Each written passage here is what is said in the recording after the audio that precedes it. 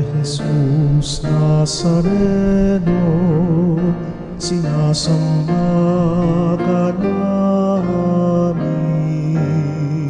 pinipintuho ka namin, aral mo ang aming buhay at kaligtasan. Nuestro Padre Jesus Nazareno, iligtas mo kami sa kamatayan. Ang krus mong pinamatayan ay sagisag ng aming kaligtasan. Nuestro Padre Jesus Nazareno, dinarangal ka namin. Nuestro Padre Jesus Nazareno, minulwalhati ka namin.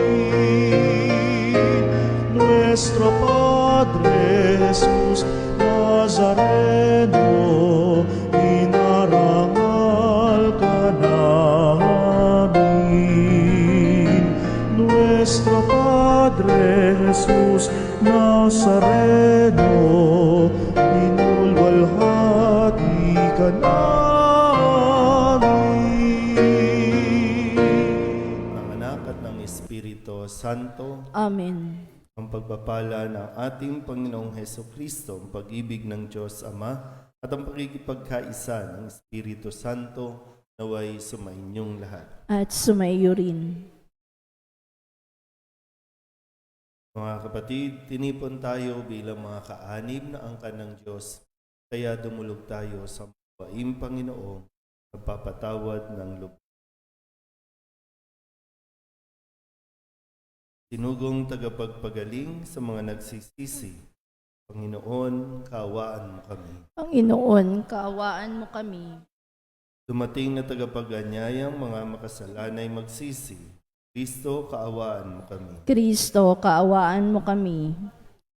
Nakaluklok ka sa kanan ng Diyos Ama para ipamagitan kami.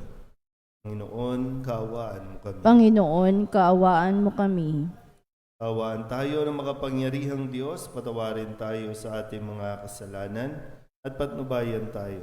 Buhay na walang hanggan. Amen.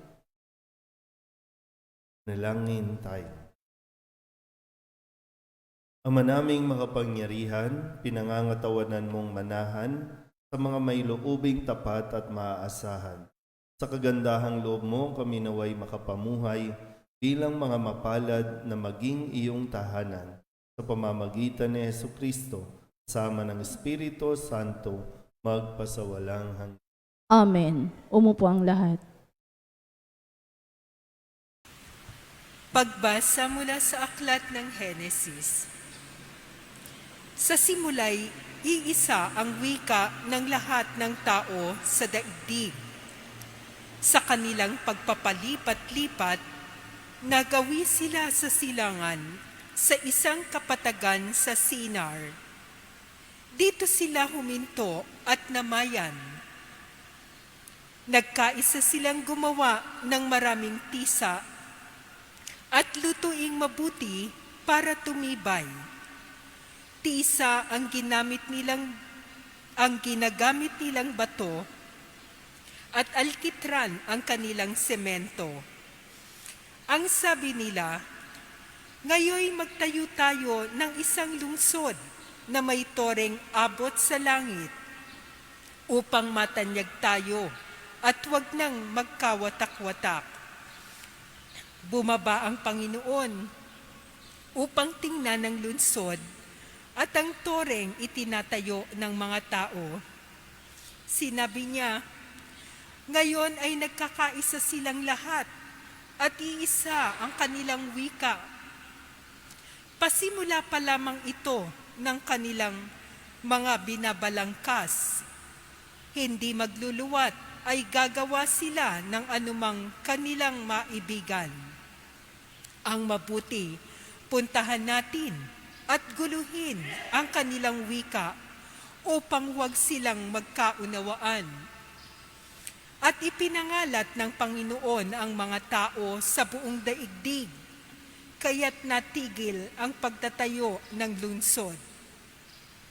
Babel ang itinawag nila sa lungsod na iyon, sapagkat dooy ginulo ng Panginoon ang wika ng mga tao. At mula roon, pinangalat nga niya ang mga tao sa buong daigdig. Ang salita ng Diyos. Salamat sa Diyos. Mapalad ang ibinukod na bansang hinirang ng Diyos. Mapalad ang ibinukod na bansang hinirang ng Diyos. Ang binabalangkas ninyong mga bansa, kanyang nababagot winawalang bisa. Ngunit ang mga panukala ng Diyos ay mamamalagit, walang pagkatapos. Mapalad ang ibinukod na bansang hinirang ng Diyos. Mapalad ang bansang Panginooy Diyos, mapalad ang bayang kanyang ibinukod. Magmula sa langit, kanyang minamasdan ang lahat ng tao na kanyang nilalang. Mapalad ang ibinukod na bansang hinirang ng Diyos. Nagmamasid siya at namamahala sa lahat ng tao sa balat ng lupa. Ang isip nila'y sa kanya nagmula, walang nalilingid sa kanilang gawa. Mapalad ang ibinukod na bansang hinirang ng Diyos. Tumayo ang lahat. Hallelujah, hallelujah. Wikain mo, oo, nakikinig ako sa iyong mga salita. Hallelujah, hallelujah, hallelujah.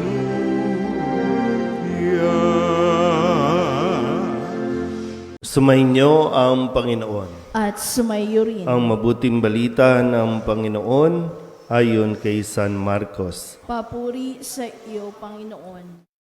Noong panahong iyon, pinalapit ni Jesus ang mga tao, pati ang kanyang mga alagad at sinabi, "Kung ibig ninumang sumunod sa akin, limutin niya ang ukol sa kanyang sarili, pasanin ang kanyang krus at sumunod sa akin. Ang naghahangad na magligtas ng kanyang buhay ay siyang mawawalan nito. Ngunit ang mag-alay ng kanyang buhay alang-alang sa akin at sa mabuting balita ay siyang magkakamit niyon. Ano nga ang mapapala ng isang tao? Makamtan man niya ang buong daigdig, kung ang katumbas naman nito'y ang kanyang buhay. Ano ang maibabayad ng tao para mabalik sa kanya ang kanyang buhay? Kapag ang sino man ay nahiyang kumilala sa akin at sa aking mga salita sa harapan ng lahing ito na makasalanan at hindi tapat sa Diyos, ikahihiya rin siya ng anak ng tao.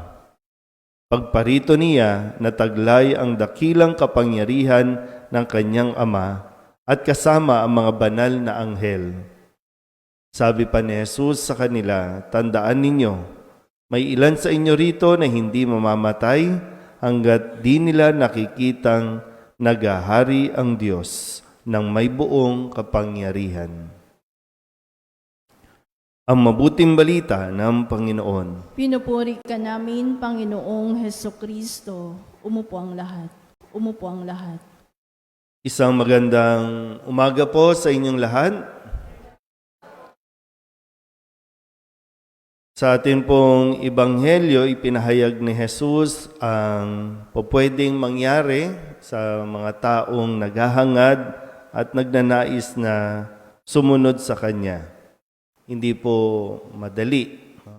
Kaya kailangan ng iba yung pagninilay at kailangan maging mas malinaw sa atin kung ano ang ating sinusundan.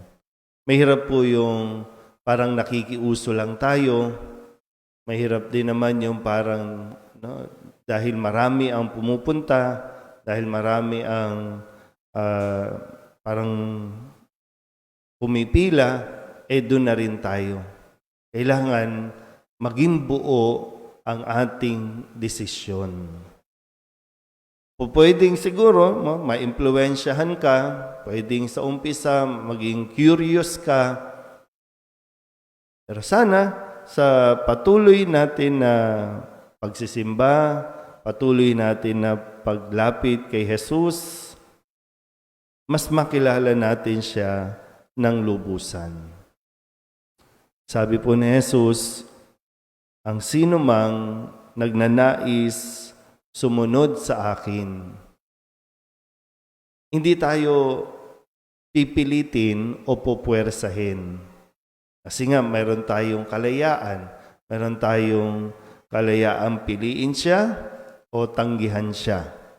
Pero kung pipiliin natin, teka muna, hindi pwedeng padalos-dalos. Alam mo ba ang iyong sinusundan?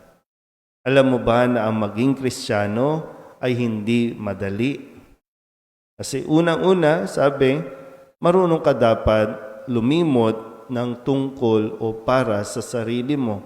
Maraming renunciation na gagawin. I-renounce mo ang mga bagay na sa paningin ng mundo mahalaga. Ang pagsunod kay Kristo ay hindi isang bagay na tayo ang tatanggap, kundi ang inihiling, tayo ay magbibigay ng magbibigay. At kung, sabi, matuto tayong pasanin ang kanyang krus, pasanin ang ating krus. Hindi ipinapapasan ni Jesus ang krus niya, kundi ang bawat isa sa atin ay may krus na dapat pasanin. Kahit gaano kabigat yan, para sa iyo yan. Huwag mong pasanin yung para sa iba. Yung para sa iyo ang kailangan mong pasanin alang-alang sa pagsunod kay Kristo. Walang sumusunod kay Kristo na walang krus.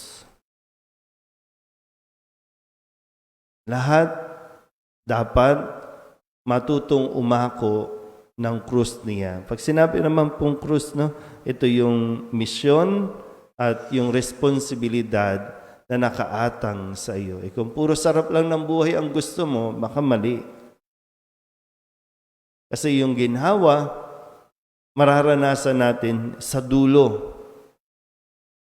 Pero kahit walang ginhawa, kailangan natin makita at maranasan yung saya, yung masaya na sumusunod kay Kristo sa kabila ng mga pagsubok sa buhay. So, hindi ito more on receiving, but more on giving. Kahit pa ang sariling buhay, kailangan natin matutunang ibigay. Ayun yung tunay na sakripisyo. Yung handa mong ibigay, maging ang iyong kaligayahan para sa kaligayahan ng iba, para sa kaligtasan ng iba. Kaya sana po, pag-isipan natin na mabuti, ng mas malalim, kung kaya ba natin panindigan ang pagsunod natin kay Kristo. Amen?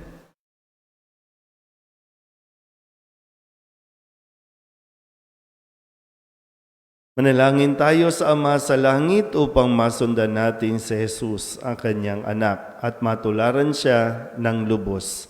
Ang ating pong itutugon, Panginoon, dinggin mo ang aming panalangin. Panginoon, dinggin mo ang aming panalangin.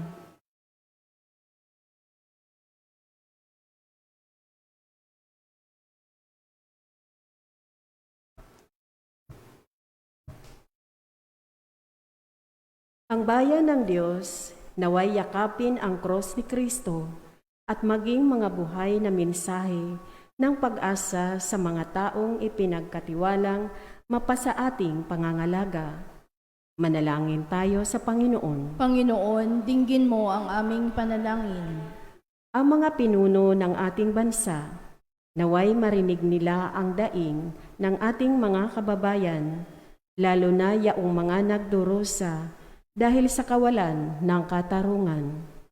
Manalangin tayo sa Panginoon. Panginoon, dinggin mo ang aming panalangin.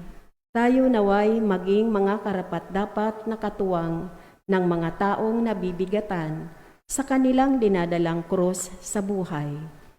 Manalangin tayo sa Panginoon. Panginoon, dinggin mo ang aming panalangin. Ang mga may sakit, naway makatagpo ng kasiyahan at kalakasang espiritual sa pamamagitan ng ating pagkalinga at pangangalaga.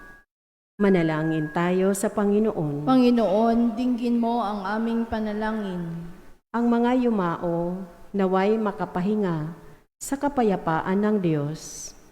Manalangin tayo sa Panginoon. Panginoon, dinggin mo ang aming panalangin. Dulutin natin sa Panginoon ang ating mga personal na kahilingan at mga panalangin para sa ating mga pamilya, kasama ang mga kahilingan ng mga nanonood sa online, lahat ng mga misang pasasalamat, tanging kahilingan, maagarang paggaling, ang lahat ng mga kaluluwa ay iniling na ipagdasal sa isang ito.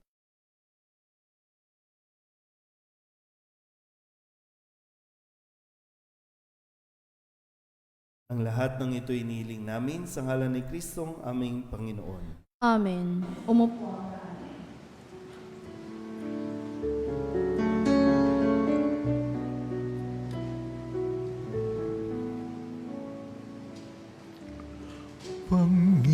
Panginoon,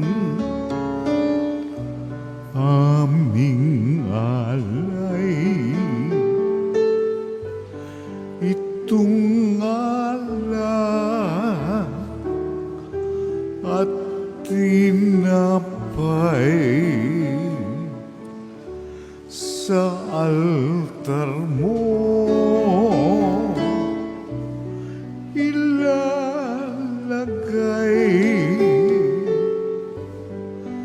Tanggapin sa iyong kamay. Manalangin kayo mga kapatid upang paghahain natin ay kalugdahan ng Diyos sa mga makapangyarihan. Tanggapin nawa ng Panginoon itong paghahain sa iyong mga kamay, sa kapurihan niya at karangalan sa ating kapakinabangan at sa buong sambayanan niyang banal. Ama naming lumikha, kami naway dalisayin at pinibaguhin ang aming gaganaping paghahain. Kami naway itaguyod ng gagawin naming ito sa pagnanais naming sundin ang loob mo sa pamamagitan ni Jesucristo kasama ng Espiritu Santo magpasawalang hanggan. Amen. Sumainyo ang Panginoon. At sumaiyo rin. Itaas sa Diyos ang inyong puso at diwa. Itinaas na namin sa Panginoon. Pasalamatan natin ang Panginoong ating Diyos. Marapat na siya ay pasalamatan. Ama naming makapangyarihan, tunay nga marapat na ikaw ay aming pasalamatan. Nasa iyo ang aming buhay, pagkilos at pag-iral. Sa pamumuhay namin araw-araw, tinatamasa namin ang iyong pagmamahal. Sa pag-ibig mong ipinunla sa sangkatauhan, ang Espiritu Santo'y unang aning bigay ng anak mong naglagak sa amin ng katiyakang nakalaang mabuhay kami sa piling mong kailanman. Kaya kaysa ng mga anghel na nagsisiawin ng papuri sa iyo, nang walang humpay sa kalangitan, kami nagbubunyi sa iyong kadakilaan.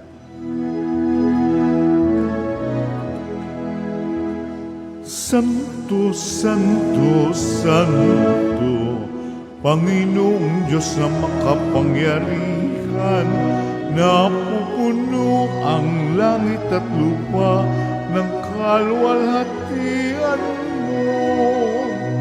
Hosana sa kaitaasan, pinagpala ang naparirito sa ngalan ng Panginoon.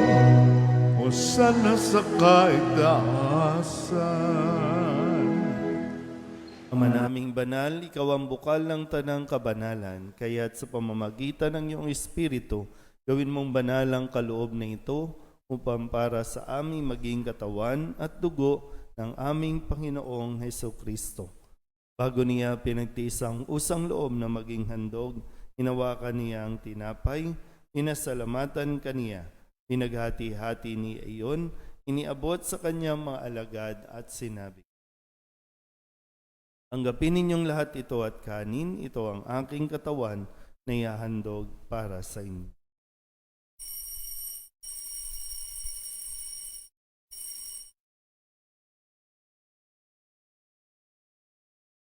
Kaya hindi naman nang matapos ang hapunan, hinawakan niya ang kalis, muli kaniyang pinasalamatan. Iniabot niya ang kalis sa kanyang mga alagad at sinabi, "Tanggapin ninyong lahat ito at inumin. Ito ang kalis ng aking dugo, ng bago at walang hanggang tipan. Ang aking dugo na ibubuhos para sa inyo at para sa lahat, sa kapagpapatawad ng mga kasalanan. Gawin ninyo ito sa pag-alaala sa akin."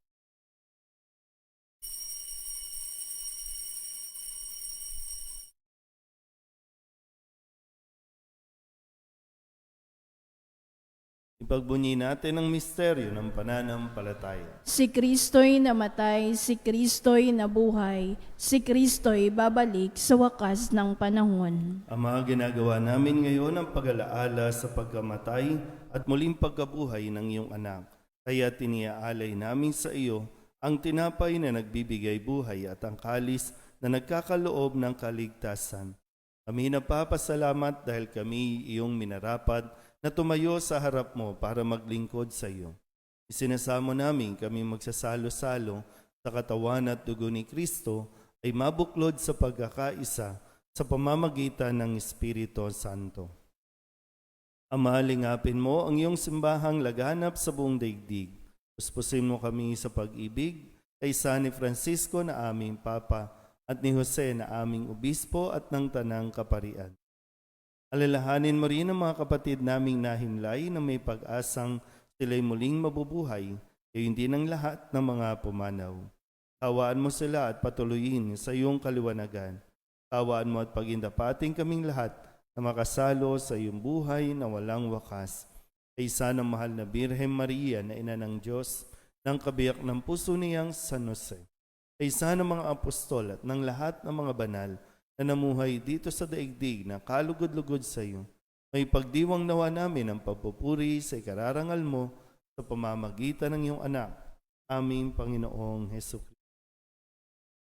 Sa pamamagitan ni Kristo, kasama niya at sa Kanya, ang lahat ng parangal at papuri ay sa iyo, Diyos amang makapangyarihan, sama ng Espiritu Santo, magpasawalang hanggan. Amen. Amen. Amen.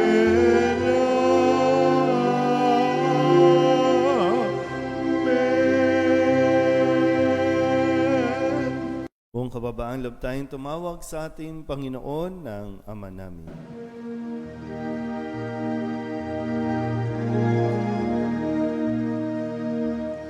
Ama namin, sumasalangit ka, sambahin ang ngalan mo,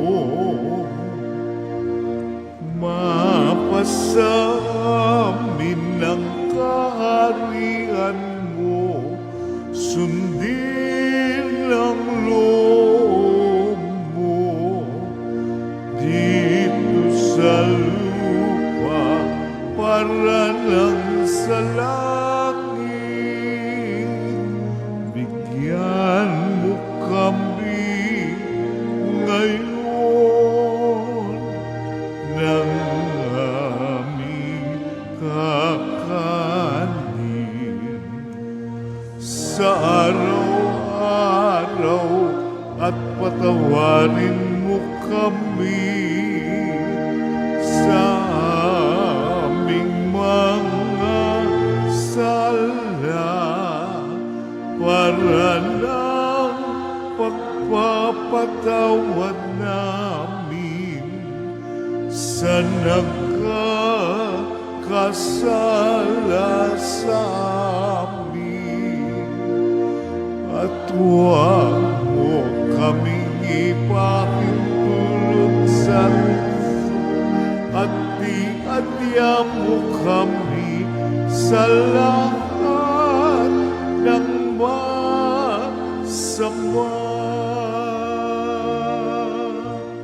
Hinihiling namin kami iadya sa lahat ng masama, pagkalooban ng kapayapaan araw-araw, iligtas sa kasalanan, at ilayo sa lahat ng kapahamakan.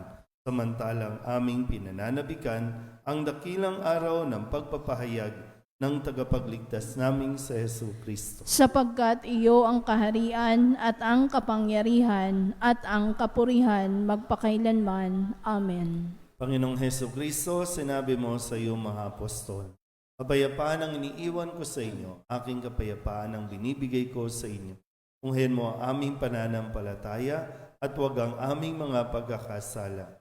Pagkalooban mo kami ng kapayapaan at pagkakaisa ayon sa iyong kalooban, sama ng Espiritu Santo, magpasawalang hanggan. Amen. Ang kapayapaan ng Panginoon ay laging sumainyo. At sumayo rin. Magbigayan po tayo ng kapayapaan sa isa't isa.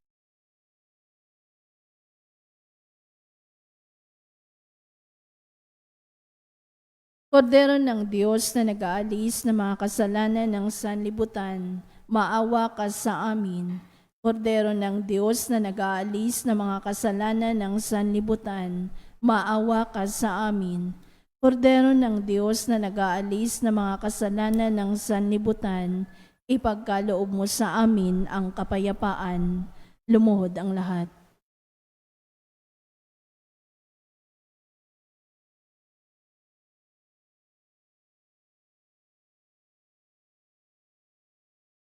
Ito ang kordero ng Diyos. Ito ang nag-aalis ng kasalanan ng sanlibutan. Mapalad ang mga inaanyayahan sa kanyang piging. Panginoon, hindi ako karapat-dapat na magpatuloy sa iyo, ngunit sa isang salita mo lamang ay gagaling na ako. Katawan ni Kristo. Amen.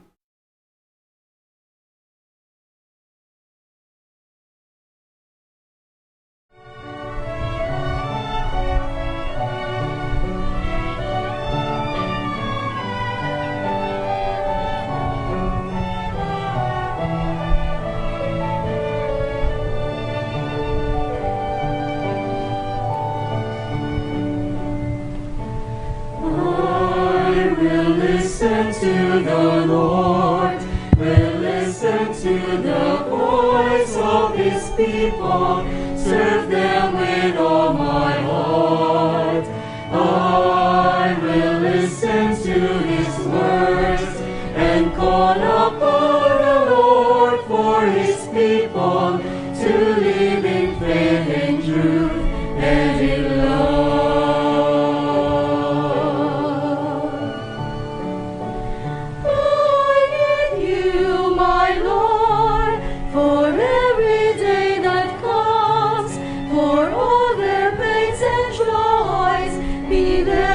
Understand, they may seek you, my Lord, and reach into your hands. May you comfort their sorrows and heal their wounded hearts. I will listen to the Lord, will listen to the voice of His people, serve them with all my heart.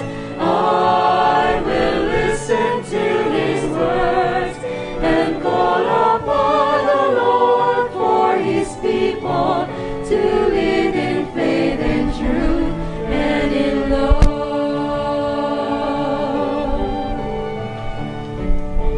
I will in you, my Lord, show them your truth and love. When darkness overtakes them, your light shines from above. I will be there, my Lord, to lead at your command. Together at one table, feed them the bread of love. I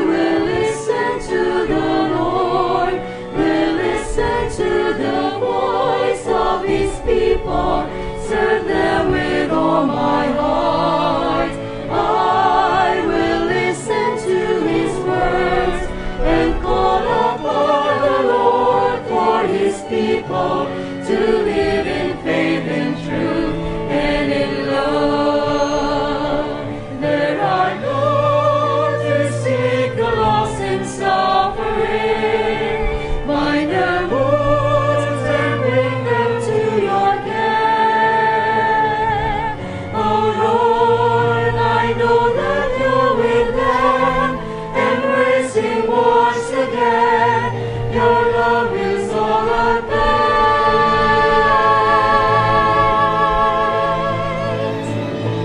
I will listen to the Lord, will listen to the voice of His people, serve them with all my heart. I will listen to His words and call upon the Lord for His people to live in faith and truth and in love.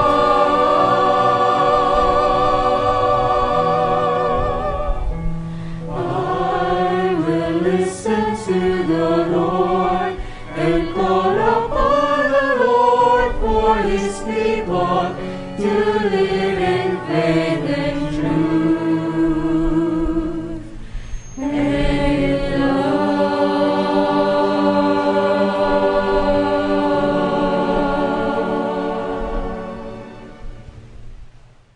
Panalangin para kay Nuestro Padre Jesus Nazareno.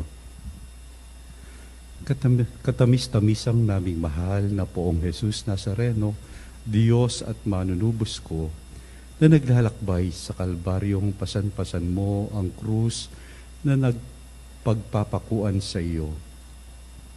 Akong abang makasalanan na naging dahilan ng iyong di masayod na hirap ay nagpupuri sa iyo at nagpapasalamat na bilang maamong kordero ay buong hinahong tinanggap mo sa ibabaw ng iyong balikat ang kahoy ng iyong kamatayan, upang doon mawakasan ang aking mga kasalanan at ng sandaigdigan. Patawarin mo ako, o butihing Jesus, inaamin ko ang aking mga sala at ako'y nananalig na dahil sa kabutihan mong walang kahulilip, ay hugasan mo ng iyong dugo. Iniibig kita ng higit sa lahat ng bagay. Ipinangangako na ako'y magiging matapat hanggang sa oras ng aking kamatayan. Patnubayan mo ako, Diyos ko, ng iyong biyaya at ihatid mo ako sa landas ng iyong mga utos. Diyan sa iyong langit na kaharian, siya nawa. Tumaiyo ang lahat.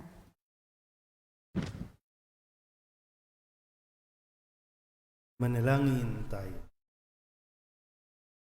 Ama naming mapagmahal, kaming pinapagsalo mo sa banal na pakikinabang, ay gawin mong laging manabik na pagsaluhan ng kaloob mong ito sa aming kabubuhay.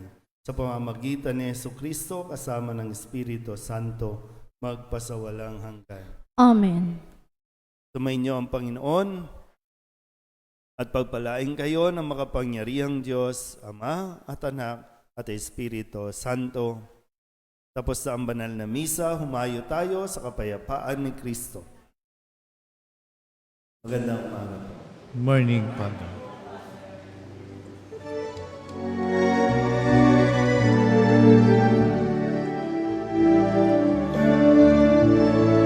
Mayo nagipahayag, kanyang pagkalingat sa buhay, pag-ibig at katarungan, tanda ng kanyang kaharian. Sa panahong tigang ang lupa, sa panahong ang ani sagana, sa panahon ng digmaan at kaguluhan, sa panahon ng kapayapaan, umayon at ipahayag kanyang pagkalingat habang sa buhay, pag-ibig at katarungan, tanda ng kanyang kaharian.